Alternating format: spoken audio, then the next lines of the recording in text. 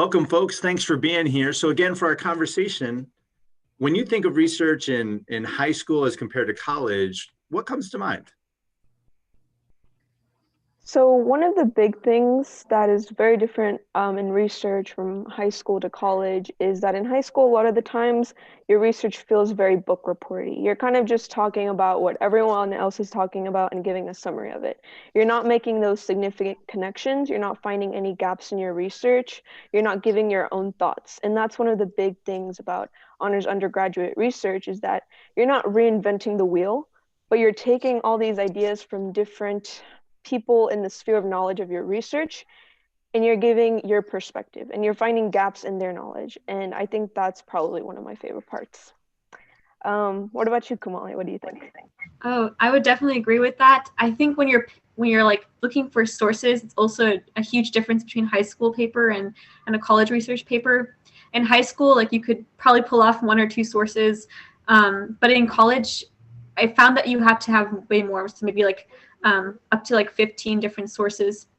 And that's because you want to find connections between these scholarly figures. So trying to understand where their relationships in what they're saying and also differences. And you can only do that through a larger number of sources rather than just one or two. Those are great points. And to make an effective critical analysis, I think it's also really important to have primary sources rather than secondary or tertiary. And these primary sources can be found through the library databases that are provided through Lone Star.